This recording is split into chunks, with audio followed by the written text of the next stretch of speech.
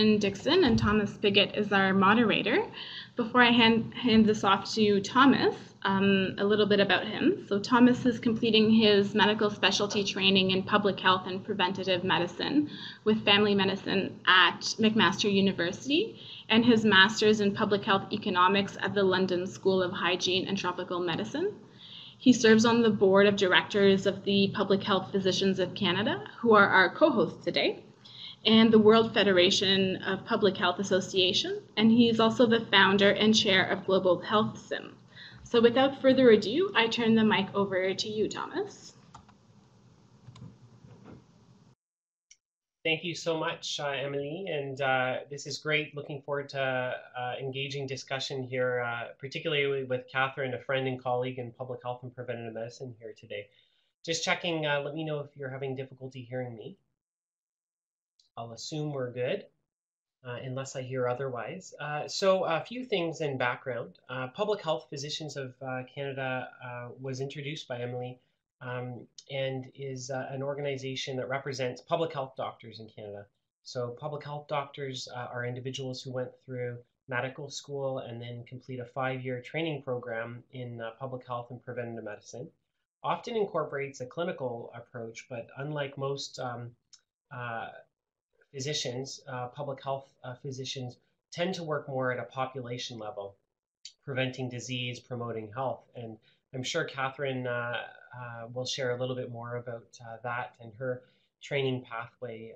She's now working as a field epidemiologist. And so I'll introduce her with her biography. She's a public health physician and field epidemiologist with the Public Health Agency of Canada, and in the Canadian Field Epidemiology Program, CFEP for short. She is placed at Saskatoon Health Region's Public Health Observatory. Catherine graduated from medical school at McGill University and completed residency training at the University of Ottawa. Prior to that, she holds degrees in human kinetics, and she also has an MSc in epidemiology. So lots of epidemiology. The joke amongst epidemiologists is around we're not just focused on skin, and sometimes people get confused about what epidemiology is, but I think Catherine will help to shed some light on that, as well as field epidemiology today, and the exciting work that she's up to. So we'll take questions by whatever means you'd like. Probably the most logical is posting into the chat box here. But I'll also share, if you want to tweet at me too, you're welcome to, and I'll make sure that we get your questions that way. I think CPHA would be happy if you kind of tweeted about this experience too. You can find them on Twitter. And we'll look forward to an engaging discussion here today. So without further ado, I'll hand it over to Catherine Dixon, Dr. Dixon, to discuss her career path. Over to you. Thanks a lot, Thomas. And just to make sure everyone can hear me before I get started and take off in this presentation.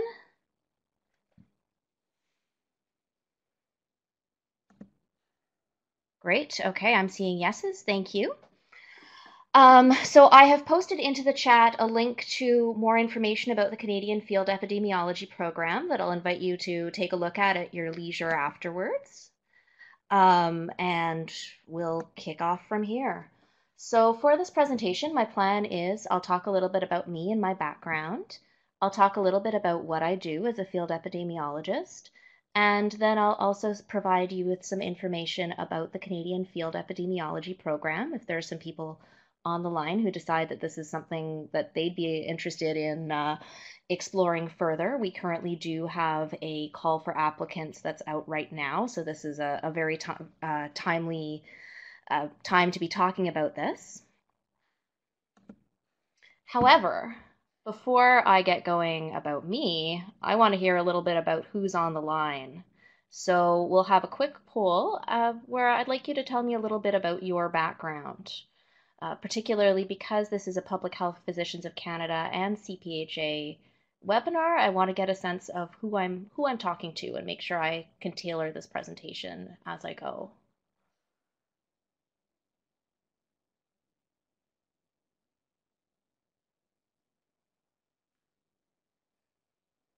Okay, so I'm seeing quite a few students, which is very exciting. We have a few physicians or medical trainees as well as people who are currently working in public health or healthcare. This is great. This was very helpful.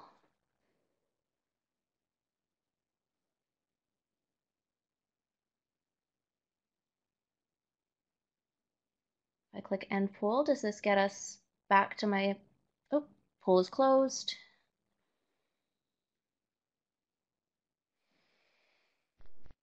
Okay, we'll just give this a moment to reopen. Okay, so thanks for your information there, everyone. Now, a little bit about me. So, as Thomas mentioned in my introduction, I'm a public health physician who did my residency at University of Ottawa, and I am just starting my second year as a field epidemiologist with the Canadian Field Epidemiology program.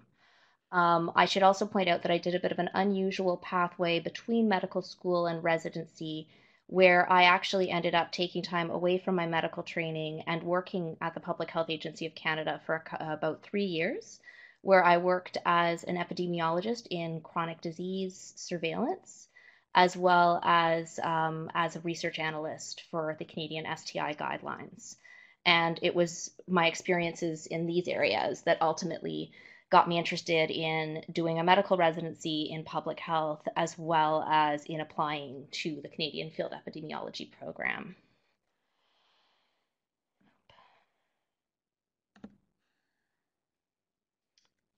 I often get asked what I do, and realized at a family event that I was at over the last week that it is actually really quite complicated to explain to family and friends who aren't familiar with the program. Many of my friends are very caught up with the fact that I'm a doctor and I must see patients on a day-to-day basis. My mother is extremely caught up with the possible scary parts of field epidemiology, where she sees me dressed up in a hazmat suit and entering a communicable disease ground zero on a regular basis. I've once had to wear a hard hat for my job, and otherwise, I've not yet had any encounters with a hazmat suit, much to the possible reassurance of my mom. Some people see me spending a lot of time in front of a computer doing data analysis and consider that as the main part of my job, including my cat, who likes to sit in front of my computer and stare at stats codes.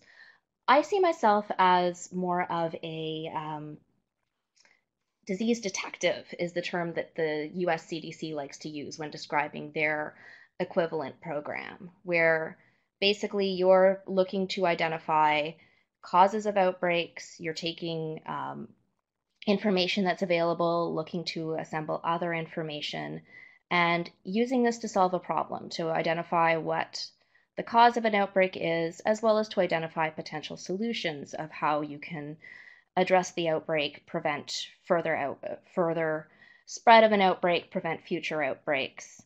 It is probably important to keep in mind that a lot of these roles will come into play depending on what you're actually doing at the time, whether you're mobilized to help address a certain issue, as well as projects that you may get pulled into on the day-to-day basis at your assigned placement site.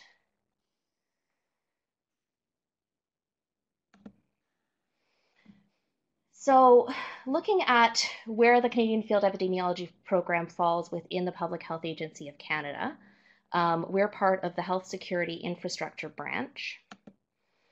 And within this branch, we are part of the Centre for Public Health Infrastructure, which includes both the Canadian Field Epidemiology program in the Field Services Training and Response Division, as well as the Canadian Public Health Service, which you may have also heard of, where this is our sister program that is, while the Canadian Field Epidemiology program is a training and service program, the Canadian Public Health Service is much more on the service side. They also will send epidemiologists and other public health practitioners to work in different sites across the country. These may be federal offices, these may be provincial or territorial offices, these may be local public health offices.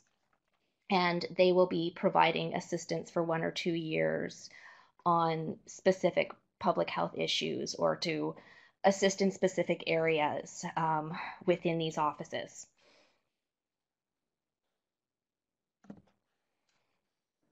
So the mission of the Canadian Field Epidemiology Program is to strengthen public health practice in Canada through the provision of training and services which foster excellence in the practice of applied epidemiology. In this way, our program contributes to the Public Health Agency's mandate of developing public health capacity in Canada, as well as to provide expertise to respond to urgent public health issues that arise.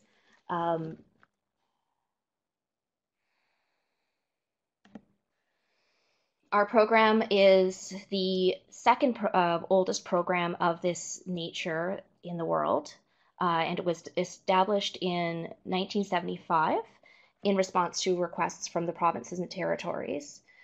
Initially called the Field Epidemiology Training Program, the name has changed slightly over the years to emphasize the service aspect rather than the training aspect. We do have quite a bit of development on our jobs, but we are also providing services and we are learning through the services that we are providing. It was modeled on the U.S. Center for Disease Control's Epidemic Intelligence Service, the EIS service, and was in 1997 was a founding member of TEPHINET, the Training Programs in Epidemiology and Public Health Interventions Network, which brings together training programs of this nature and assists them in sharing capacity and sharing knowledge between these various programs.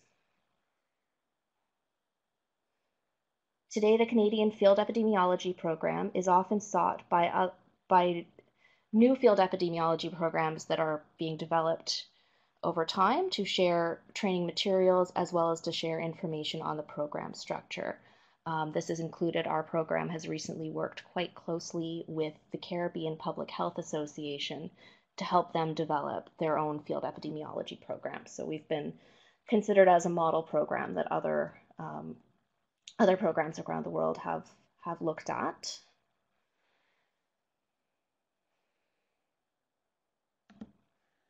And one of the main goals of of CFEP is, as I've mentioned, it does provide core field services to the public health agent through FAC. And this includes applied training for public health professionals, both field epidemiologists in the program, as well as many of our training programs are open to other public health practitioners and are free of charge, except for the cost of housing and travel if you need to travel to another city to attend one of these training sessions. We provide rapid mobilization for outbreak responses that can be both domestic or international. And we'll develop specific training program and support for special needs within public health in Canada or further abroad. This includes evaluation. All field epidemiologists in our program are required to conduct an evaluation of a surveillance system as part of our work. It can include surveillance activities for specific events, such as mass gathering events. For example, CFAP was very closely involved in the monitoring of both routine diseases that you'd expect to see, such as influenza during the Vancouver Olympics, as well as for monitoring for infectious diseases or that may be brought in from other areas that you wouldn't necessarily expect to see on a day-to-day basis in Vancouver, such as vaccine preventable diseases like measles, as well as monitoring for unexpected events such as bioterror attacks that could potentially target a large event of this nature. One of the big training and field support initiatives that is currently going on is that with the recent increase in many parts of Canada in opioid-related overdoses, our program has provided quite a bit of support, as well as we've all received quite a bit of training around the surveillance of opioid-related overdoses and other drug-related health events, such as infectious diseases related to uh, injection drug use.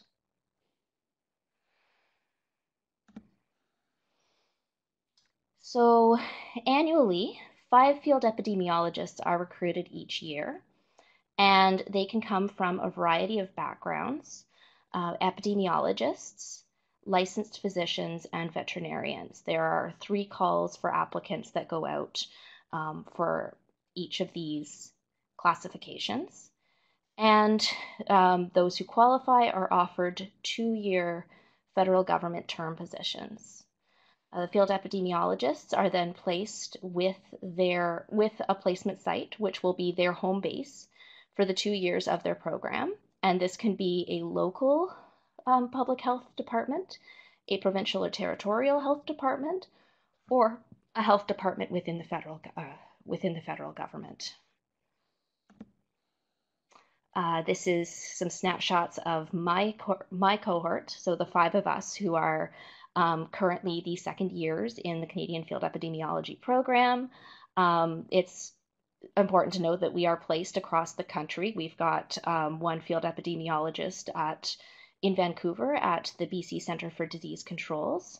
We've got a second field epidemiologist in Kelowna, British Columbia, working with internal health, which is a regional health department. We have myself in Saskatoon. We have one person in Guelph working with the outbreak management team that is part of the Public Health Agency of Canada. And we have a field epidemiologist in Quebec who is working with the Département de Santé Publique de la Montérégie, which is a regional health department on the South Shore near Montreal. And although we're placed across the country, this group has been a fantastic source of support as we're learning our way through different public health issues. They've been fantastic phone a friends in many situations. Also great great team to work with in playing pandemic. We were able to beat the diseases, and have also just been a fantastic group of people to work with, which is, I think, been one of the great benefits of being part of the Canadian Field Epidemiology program, is you become part of a much larger network of people working in public health across Canada. So as I mentioned, although we are employees of the federal government, we spend our day-to-day working at a placement site. We often joke about having a bit of an identity crisis when you're trying to explain to someone in a meeting who you are and what you're doing there.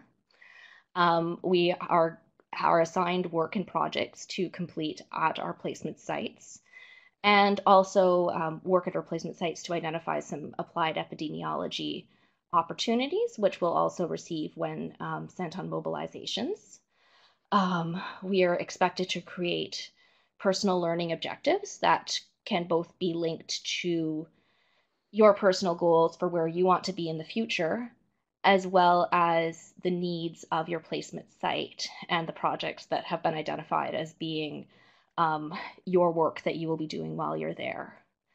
While we're doing this, there are also some criteria that the Canadian Field Epidemiology program requires that we complete at the same time. These are called our Professional Experience Guidelines, or PEGs, which I'll speak about a little bit later.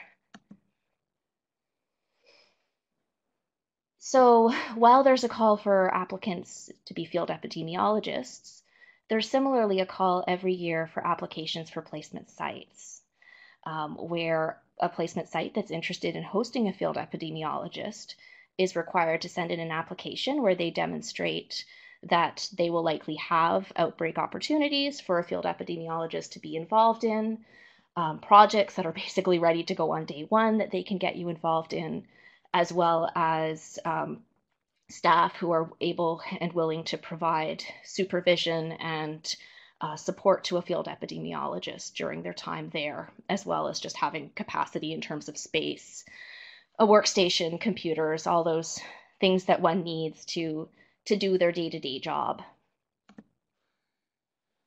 So as I mentioned, I'm in the Saskatoon Health Region. For those of you who, like me, prior to moving to Saskatoon, weren't quite sure where we are, we're middle of the country where that little yellow star is. And the Saskatoon Health Region is about 30% of the provincial population of Saskatoon.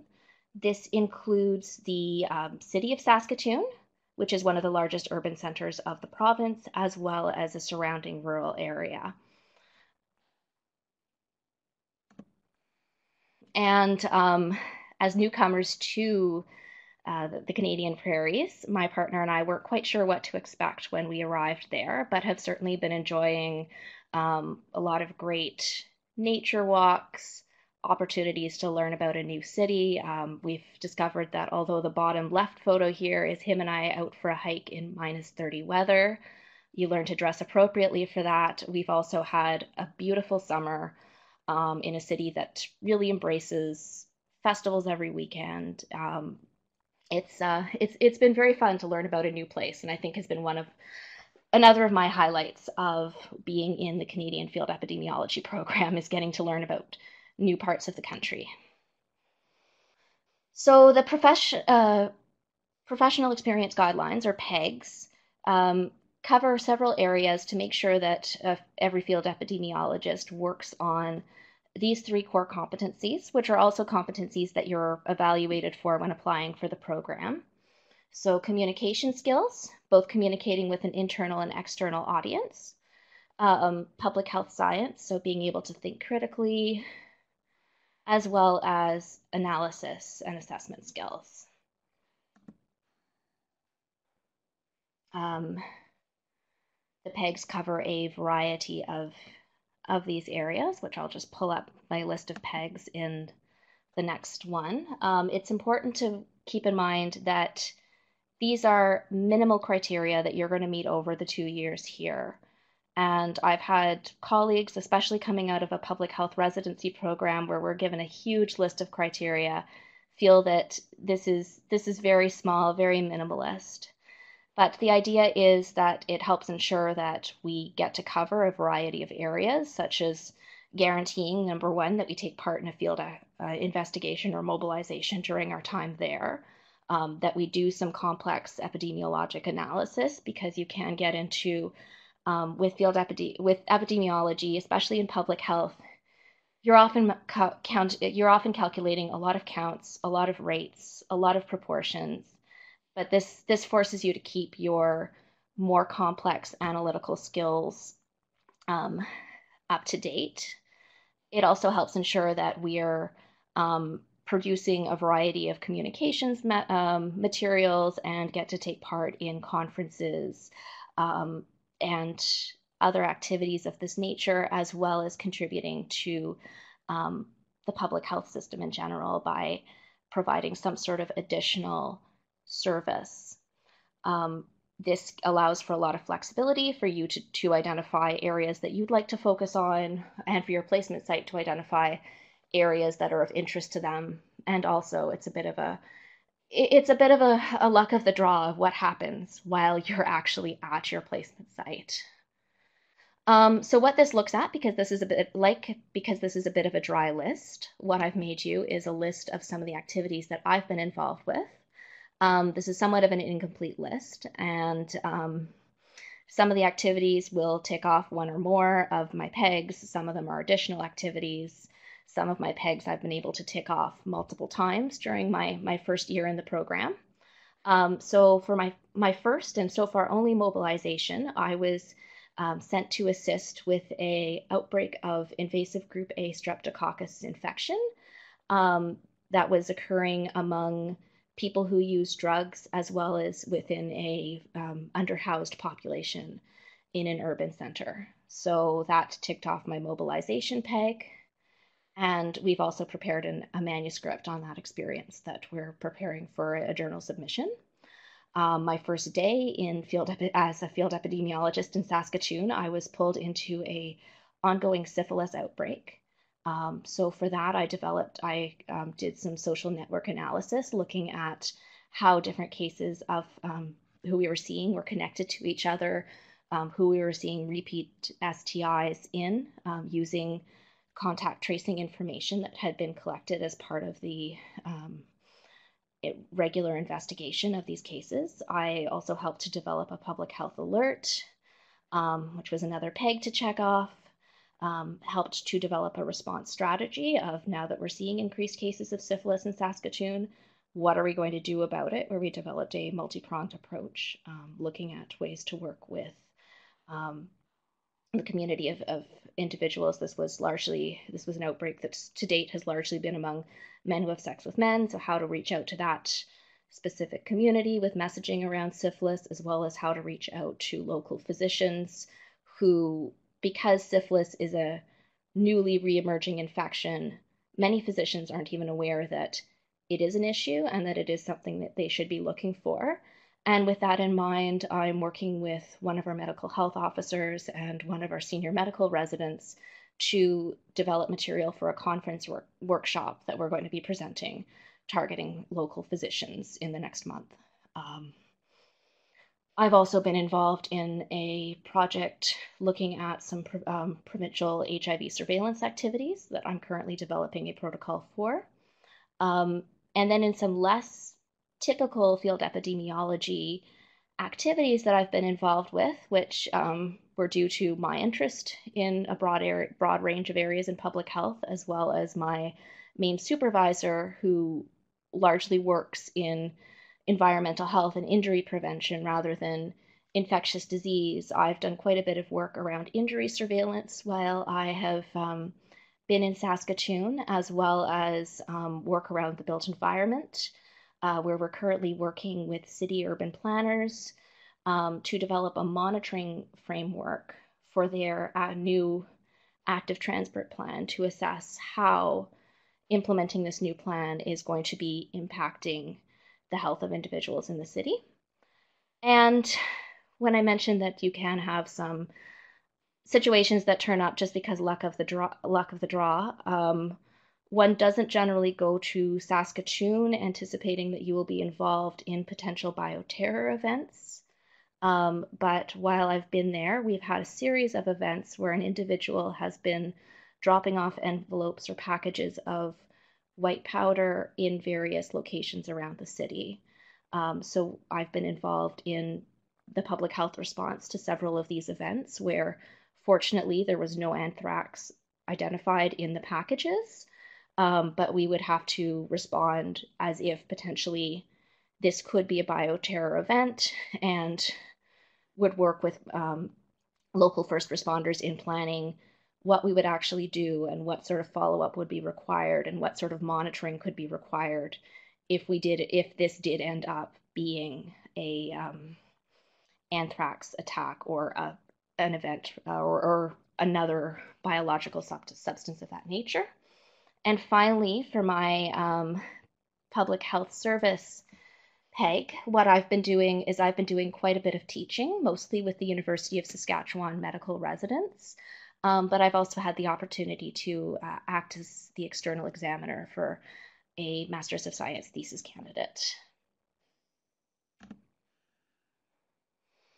So just a few thoughts, because I am a public health physician working as a field epidemiologist.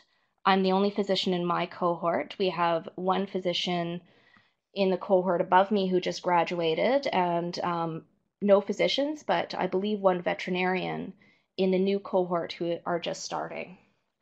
So I thought I'd give a few thoughts as to whether CFEP is a little bit of a different experience for a public health physician.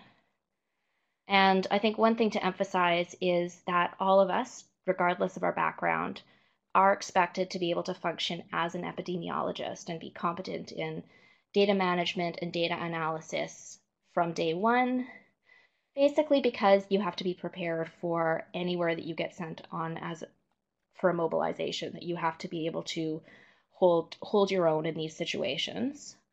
As a physician, I feel that I do come with additional knowledge and skills that really complement this work, that I have more of an understanding of diseases and their health effects, as well as which is helpful for understanding what's going on and then being able to interpret our findings and assist with planning the public health response.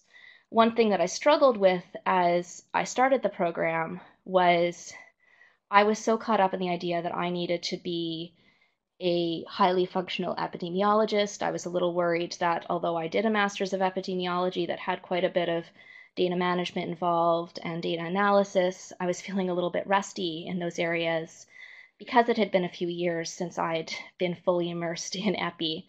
So I wanted to get right into the data management, learn new programming languages for data analysis, and my placement site was much more interested in getting me to help with what we do with our findings, helping out with planning, helping out with developing strategies for dealing with our syphilis outbreak that we had.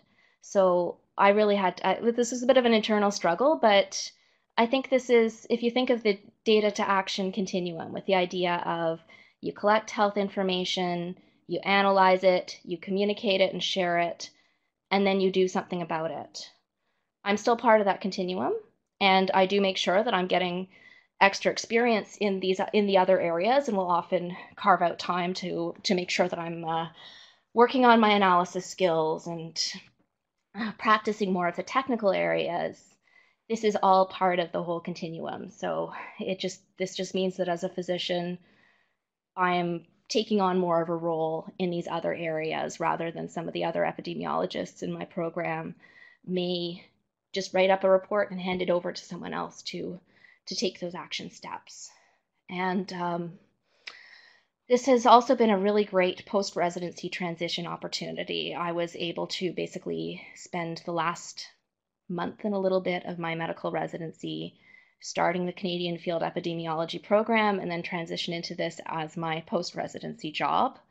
I've been able to work in a different health system in a different province, so have learned that public health does not work the same way as it elsewhere in Canada as it does in Ontario, where I've done most of my training, and have been able to have this great balance of two areas that I was quite interested in looking into for jobs later: local public health, where I'm working very closely with our medical health officers, as well as federal public health, where I'm very highly involved at that level as well. For my mobilizations, I'm working very closely with some of our federal medical specialists, which has been a great opportunity to keep up in both worlds. So a little bit about mobilizations and how these work, because these tend to be the exciting part of field epidemiology that we talk a lot about and definitely seem to get the most attention. So a request for a field epidemiologist to get mobilized to help with a public health issue is requested through the provincial or territorial public health department and are sent into the Health Portfolio Operations Center at PHAC, which is our main emergency operating center, and then referred to one of or both of our CFEP program directors to decide with the Health Portfolio Operations Center, is this an appropriate request? Is this a request that a field epidemiologist should get involved with? And then to identify which of us, based on our skill set, because we do have quite a diverse skill set within the program, would be best suited to be mobilized in response to this request. Also keeping in mind who's most recently been mobilized and may need a bit of a break before their next mobilization. The program director will then work with the mobilization site to develop terms of reference that help identify exactly what they want the field epidemiologist to do during what tends to be a very short period. Generally, our mobilizations are 3 weeks long. They can be a little bit longer if there's a need, but that's still a very short period to where you're expected to get a lot done. So it's good to identify specific deliverables from the get-go. And then you are provided with support from one of the supervisors at CFEP, as well as a content expert from the Public Health Agency, or more content experts depending on the disease in question, as well as there may be some specific analyses or specific work that you're expected to do that you may also receive some other support from someone who has experience in that area. During that mobilization, you are expected to develop a field summary that you provide before you finish. And this is basically a handover note of, this is what I've done, this is what still needs to be done, these are the people you need to contact if you need to follow up with anyone, this is where my files are kept so that you can use them and continue any of the work that I'm leaving partially done. And then we develop a more substantial field trip report, which gets into what we've done, our findings and recommendations. Follow in the few weeks following the mobilization, the field epidemiologist also will have a debrief with one of the program directors, where you identify what went well, what you could do better, what CFEP can do better in order to support you, any things that would have helped you with your investigation that you would like to recommend are available for future mobilizations. Here are a couple of examples of some recent domestic mobilizations. Most of our mobilizations are either related to outbreak assistance with an outbreak, be it an infectious disease outbreak or something like opioid-related deaths, although we've also been quite involved with recent mass gathering events. And international opportunities are sometimes made available to second-year field epidemiologists, where we are part of an international group of rapid responders. This could include the STOP missions, which are global initiatives to address polio in areas where polio is still an issue.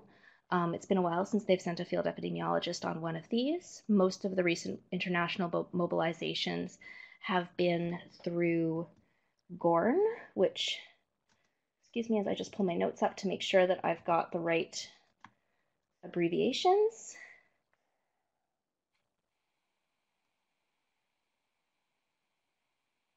The Global Outbreak Alert and Response Network. It's been through GORN that field epidemiologists have recently been involved in responses to the recent Ebola outbreak.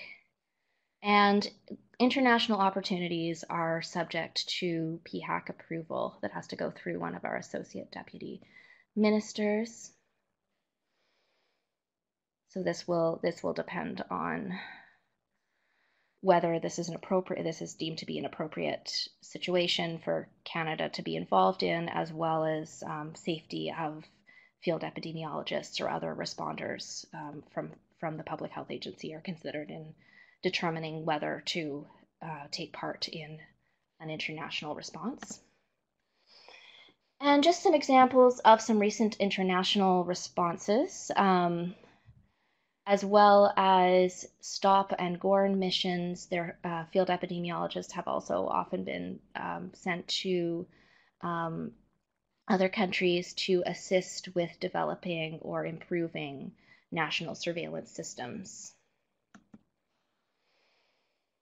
In terms of training, most of our training is on the job. I am learning every day that I'm a field epidemiologist. And this helps us develop skills that are particular to our needs, our placement site's needs, as well as future needs of the Canadian public health system.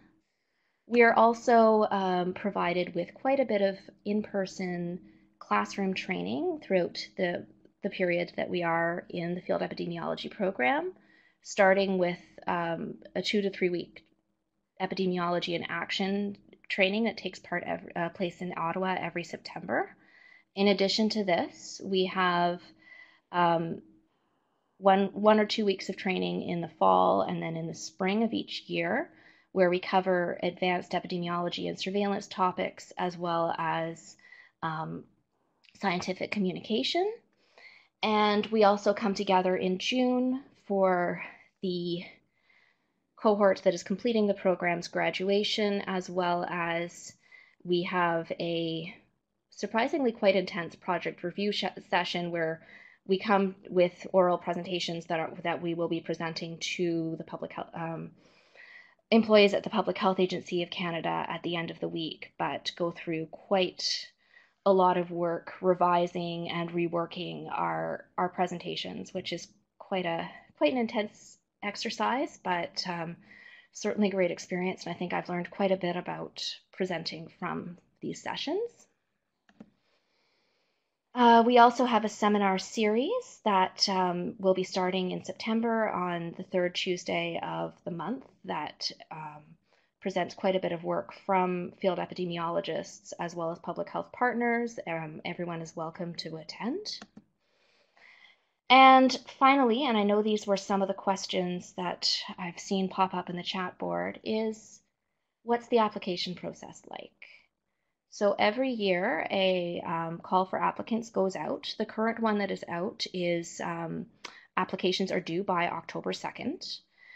And they are looking for candidates who have master's or PhD training in epidemiology with or without clinical training. I'm going to recommend that those of you who are interested go take a look at the specific call for applications for the category that you're interested in, because the criteria vary a little bit between epidemiologist, physician, and veterinarian. You're required to have taken epidemiology and biostatistics courses at the graduate level, as well as to have work experience in public health. And you're asked to be able to demonstrate the competencies that are of particular interest to field epidemiology, so both analysis and synthesis, ability to apply epidemiological principles and methods, communication skills, as well as demonstrating personal suitability. And that is all for me, so I will turn this over to questions. That is fantastic. Thank you so much, Catherine. And since we don't all have microphones, I've gone ahead and done a little applause emoticon there for us. But I think we all really enjoyed what you had to share, and a little bit about your own experiences and the process. And I think the engagement and excitement on the topic is obvious because there's been lots of questions that have come up. You hit on a few there, and I kind of saw them grouped as prerequisites or requirements to apply, some questions around the application process, and some questions around what it's like actually being in the program. So maybe we'll divide them up there, and I'll feed them together, try to tie the questions in, because we only have about 10 minutes left. So the first questions from Manish and Colt were around whether an MPH degree is enough. So I know you mentioned briefly qualifications with a master's level training, but thoughts on the MPH degree. And then the second tied question is, what do you think eligible work experience that will be relevant to CFEP would look like? So maybe I'll hand it over to you for a quick thought. So absolutely an MPH is acceptable as long as you have the courses in epidemiology and biostatistics.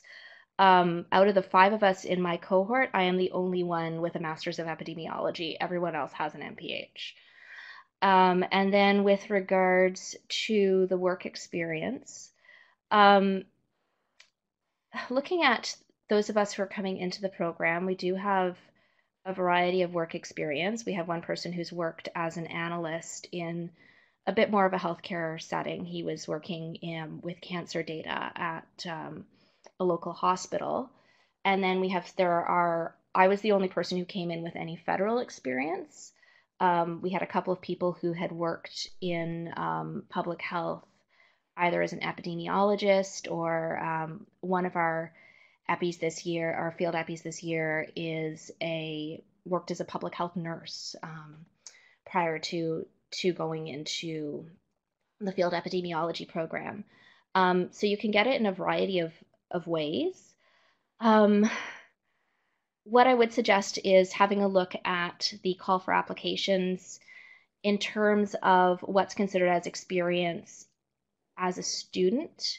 And I think this is a little bit different. Medical experience as a medical resident may count a little bit more than doing a stage as a student, but they do seem to be accepting a variety of work experiences, and basically are just looking for someone who's had a little bit more experience, isn't just doing a bachelor's degree, master's degree, going right into the field epidemiology program. That's great. Thanks, Catherine. So that answers a few, and there was a couple duplicate questions there. So I'll skip over the exact questions, which I think you've covered. A couple of questions around the application process. So one question was, do you have any idea on roughly the number of applicants that apply for the 5 positions? That was from Celine. And another question from Catherine was around just to get a little bit more information on the application process itself. Are there tests, and what's the hiring process like for CFAP? Sure. If you could share. Absolutely. So what tends to happen is there are a couple of stages to the application process, and generally they have between 200 and 300 people who will apply every year. And this first set of applications gets reviewed to identify people who meet the qualification criteria. And those who are identified as having met those criteria will be asked to write an exam. It's a exam that you write at home. It gets emailed to you. You're given 3 hours and then send it back.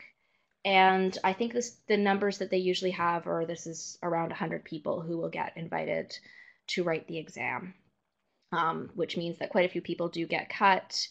It could sometimes be the way you describe your experiences. Sometimes it's good in an application to make sure that you're identifying dates and time periods, or often you have people who will apply for the experience of applying. After the exam, then about 20 people will be invited to do interviews with the Canadian Field Epidemiology Program. Of these 20 people, those who are considered to have qualified will be in a pool that they can be hired from. The top 5 people will be invited to do what's called, it's interviews to identify compatibility with the different placement sites. So you will, if you're one of the top 5, you will be asked to basically, would you be willing to potentially have to move to one of the provinces that the placement sites are in? Or I think we were asked to, we were given a list of provinces and territories that had placement sites and had to confirm that we would be willing to move to at least 2 of these provinces or territories. They didn't give us city names at that point. So you have to demonstrate willingness to potentially move. And then you are given an opportunity to match with a placement site, where you have 2 weeks where you're able to get in touch with placement sites, and placement sites are given your information and can also get in touch with you. At the end of the 2 weeks, you send your list of your up to top 5 placement sites. In my year, there were 14 placement sites available for 5 candidates. So not all placement sites got a candidate. And the placement sites will also send their ranking of candidates who they would be willing to have work with them in their order of preference. And a week later, you get sent the placement site that you've been matched to and are asked to confirm if you are willing to accept a position with that placement site.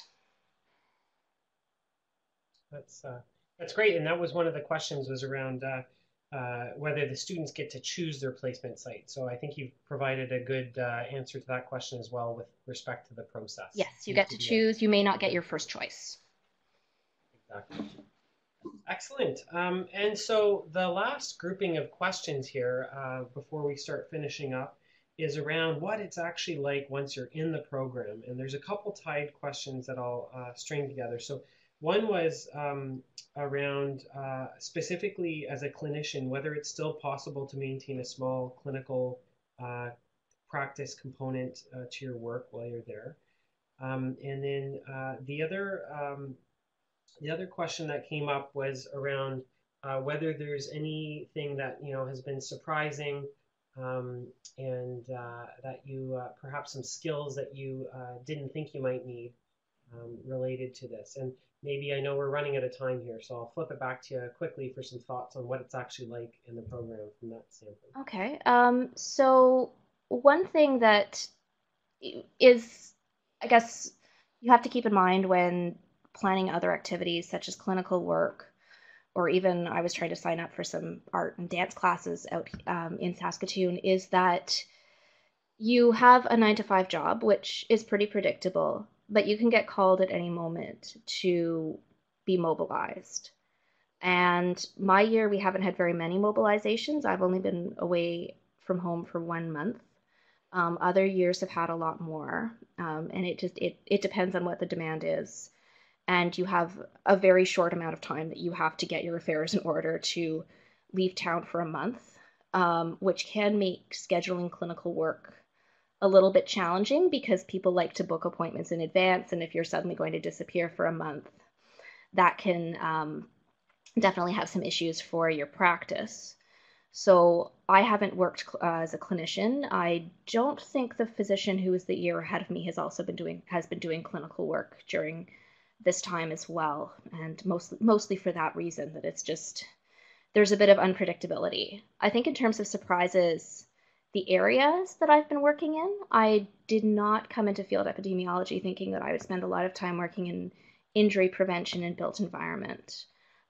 As well as opioids have been, I think, much higher up on our radar than any of us coming into the program would have expected. Whereas I haven't done very much work around enteric outbreaks, which is your classic bread and butter, people coming down with nausea and vomiting after all going to the same church picnic or barbecue or other event.